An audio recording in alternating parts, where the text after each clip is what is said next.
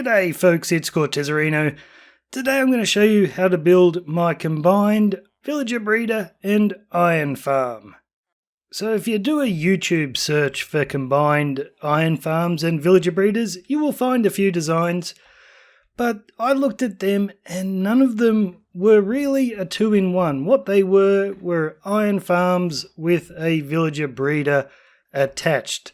So I set myself the challenge of making a design that truly was two-in-one, where our villagers that get the golems to spawn in the iron farm are also the villagers that do the breeding.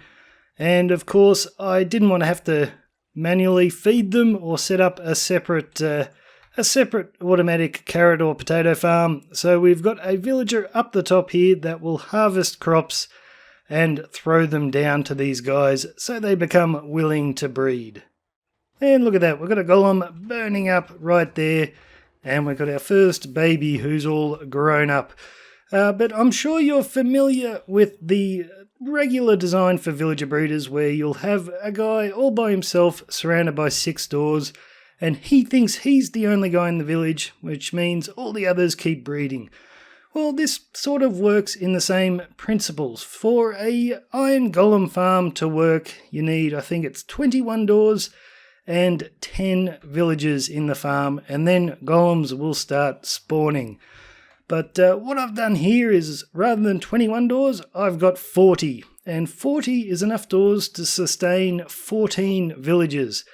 So I've got 5 villagers on this side and 5 on this side, and the farmer up above, who I'm not actually sure if he counts towards the iron farm. But anyway, that's 11 villagers total, and they want to keep breeding up to 14. So that's how the breeding aspect of this farm works. So the farmer up the top will throw the food down to these guys, and when they make a baby, the baby drops straight down and is collected in the water. And he goes down the same chute as the golems, but I've got a piece of lava up there. The golems are 3 blocks tall, so they get pushed into the lava and burn, and their iron is collected in the chest. And the baby villagers just continue on into this little 1 wide holding cell. And I made it 1 wide because I figured what would be a good use for this farm. It's not the best villager breeder in the world. So what I would probably do is, when you first find a village and you're going to take your villagers out, it's always a good idea to set up a villager breeder there. In case you have a zombie incident and you lose all your villagers, you're able to come back to your village and collect some more villagers. And that is especially polite to do on a server. You don't want to raid the village for the guys that you want, and then the next guy that comes along can't get any. So if you set this up, you'll be extra popular on the server because you'll be providing iron early game, and you're also looking out for everyone else by making sure there are more villagers. And to collect the villagers out of this little glass holding cell, all you need to do is push a boat into this corner, and the boat will collect them through the glass. So the trick to getting this farm to work was to get their villagers at just the right height that they can still see the doors down here, and I've used a fence design by Ray Works, so they're up just high enough that the farmer up here can reach them. And I've also lowered the ceiling by being a little bit sneaky. See, a golem needs a 4-block space to spawn, but they ignore transparent and semi-transparent blocks. So I've only got 3.5 block space here, but that's a half slab up there, so they'll ignore that when they're looking to spawn, so they can spawn here, and then they only need 3 blocks of height to be pushed by the water. And on the second floor, we've only got a 3-block gap, but above us is tilled earth, and tilled earth is not a full block, so once again, the golems are able to spawn. And of course, it wouldn't be a 2-in-1 design if I'd just made this one twice as big as a regular iron farm. So here's my half-slab iron farm, and you'll see the 2-in-1 design is no bigger.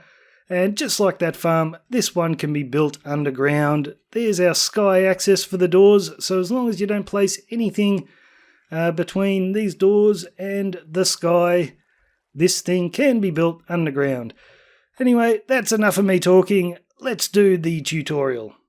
So you can start by building a 16 block by 16 square and leave out the 4 blocks right in the center. Then we'll come underneath and we're going to build this down by 3 more blocks on 3 sides of this hole. Then you can place a temporary block right there, block there, delete that one, and we'll put a floor in here.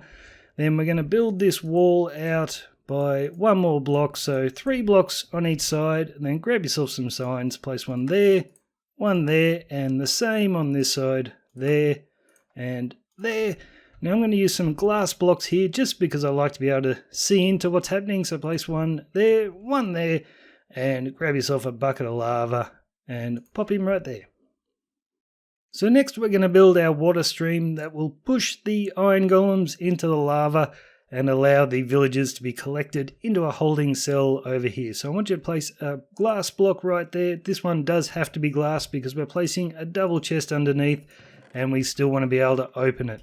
Then you can place a hopper into the top of that chest and another hopper leading into that hopper there. So continuing with the glass, I want you to place 2 blocks on that side of the hopper and 2 blocks on this side, and then 1 block there, and we'll put a sign against that block. That'll stop our water, and then you can place your water bucket in that corner right there. Now for our holding cell. So we're going to place a glass block on top of that one with the sign on it, and then 2 more underneath, and we're going to mirror that on this side. So 1, 2, 3, 4 glass blocks.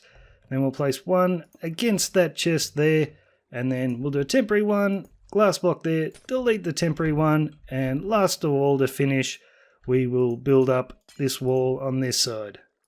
Now we're going to get to work on the bottom floor of our iron farm. So we're going to come out 4 blocks right in the center, and then flip around to the opposite side and do the same right here. Now come along to a corner, place a temporary block on top, a block on each side, delete that one, and we're going to build a wall all around our farm except where we've got our 4 blocks there, and we're not going to place any blocks in the corners. So once you've done that, go ahead and build this wall up by another 2 blocks so it's 3 high all the way around. Now you're going to need 40 doors, and we're going to place 10 in each corner. So 1, 2, 3, 4, 5 here and another 5 here, and we're going to do this on each corner and face them in the same direction I've got them here, so you can build it underground if you want to. If you don't want to build it underground, you can face them like this. Okay, so grab yourself some cobblestone walls and replace these 2 blocks with walls, and we're going to build this up 5 walls high in total, and we'll do that on the other side as well. Then come along to your bottom wall, and we're going to come out 1, 2 walls on each side there, and then connect these up. Then come to the second highest wall, and we're going to place a line of walls right across here, and then right at the top we're going to come back 1 and then join these up. Then grab yourself some solid blocks, and we're going to place 5 against this wall so they all connect like so, and then we're going to do that on the other side. So these blocks connecting to the wall are important just to make that wall wide enough that the villagers aren't going to fall down. So once you've done that, come along to these sides of the walls, and I want you to build this up by 2 and fill in the other side as well. Now starting at the side of our cobblestone wall structure, we're going to build another wall 2 high all the way around the farm, remembering not to place blocks in the corners because that is the sky access for our doors. Okay, so now we're going to finish off the holding cell for our villagers. So I want you to grab a wooden fence. You could use nether brick fence here, and we're going to build a wall of that right across the top like so, and we'll do that on both sides. And then down the bottom here, I want you to place a temporary block right there, block on the side, delete that one, and we'll place 4 blocks like so. And once again, that's on both sides. So now we're going to do the second floor of our iron farm. And this is a good time to run around with some torches and light the place up so we don't get mobs spawning in here. So the second floor is going to be made from half slabs, and we're going to place it at this level. So count up 1, 2, 3, 4 blocks and place it in the top half of that fourth block. And we're going to build this all through our farm here except for the middle 4 blocks. We're going to leave those empty. Okay, it's time to put the next floor in. So once again, we'll pop down some torches so we don't get mobs spawning. And we're going to place our next floor at this level. So you've got 3 full blocks and then your dirt blocks. So on this top floor, there's no need to leave that hole in the middle for the golems to fall down. And just be mindful, if you're building this above ground, you'll want to light up these blocks so you don't get mobs spawning there and killing your villagers. But if you're building this underground, that'll all be solid blocks anyway. So next step is to grab some half slabs and knock out these 6 pieces of dirt right here. And we're going to put half slabs along here just so our farmer can get a little bit closer to the villagers to throw food to them. And we'll do that on this side as well. Okay, so now we're going to build a little guardrail so our villager doesn't walk off the edge. And you want to put it this height, so we'll measure it out with 2 blocks there. Put a half slab on the top, then you can break those, and we're going to build this all the way around our little piece of farmland here, except for right in the corners because that would block the sky access for our doors. Okay, so we're going to need to hydrate our earth. So come along to each corner of our dirt blocks and count in diagonally 1, 2, 3, and knock out number 4. And we'll do this in each corner. So we need something to hold the water in place, so come inside here, place a temporary block there with a wooden trapdoor against it, then you can break that block. That'll hold our water in and the golem will still be able to be pushed past this trapdoor by our water. So go ahead and place buckets of water in each of these holes, then go around and till all your earth and then plant either carrots or potatoes in your soil here.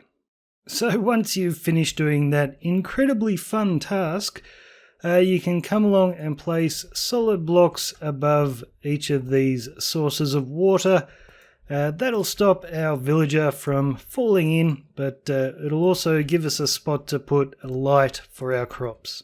So now it's time to start placing our water, and we're going to do this differently on the top floor than we are on the second floor. So first of all, go around to each corner and place dirt in the corner like so. Once you've done that, come along to the center of each wall and place 2 pieces of dirt right in the middle. So this dirt is just to remind us not to place any water there. So we're going to then come along to the edge of the wall and place water sources all the way along like so between our 2 lots of dirt. And we'll do this all the way around our farm. So our torches have gotten knocked out, but they'll just get collected by our chest below. What you can do next is in the corner, on top of this piece of dirt, place 1 more water source, and we'll do that in each corner. And then you're done. You can go around and knock out all the dirt. So we're doing almost the same thing on the bottom floor as we did above. We've got our 3 blocks in the corner and our 2 in the wall, but on the wall where we've got our villager collection area, rather than just 2 blocks, I want you to place 4, and these are just to remind us not to place any water there. So now we've done that, just place a bucket of water along the wall everywhere where we don't have a dirt block. Then you can go to each corner and place your bucket of water above your dirt, like so. And then where our villager collection area is, knock out the 4 pieces of dirt and place 4 buckets of water on these 4 top blocks. Okay, our water's all done. We can go around and knock out all our dirt. So we are all done, guys. The last thing to do is to get your villagers in. And the way to do that is just bring them up to here and push them over the fence until they fall down into that hole. Now, if you've just raided a village, you're not going to have enough villagers to completely fill up this farm. So what I do is just get 2 in here, and then you can start harvesting and feed them. And as they produce babies, you can bring their babies up. until we've got enough villagers for the farm. So you're going to need one farmer up the top. So that guy I just made there, he's a farmer. He's got the brown robe. Remember, if they've got a white or a black apron over their brown robe, they are not farmers. They are no good. So you're going to need one farmer up here with the crops, and then 5 villagers in each of these little pockets right here. You could do 6 if you wanted to make 3 breeding pairs, but in reality, they're never going to get enough food for them all to want to breed at the same time, so 5 is enough. So we'll just push our 5 villagers into the little gap between the fences here. And I haven't even got the farmer in place, and we're already getting our golems spawning away. So thanks for watching, guys. This iron farm will produce 40 iron per hour. It's just as efficient as all other little iron farms like this. The villager breeder isn't the fastest, but like I said earlier, I would recommend building this inside of a village that you're going to be taking villagers out of. That way you'll have an extra iron farm to go back to get more iron, and if you ever need more villagers, you can just run back here and grab yourself some more. So cheers, I'm Cortezerino, see you later.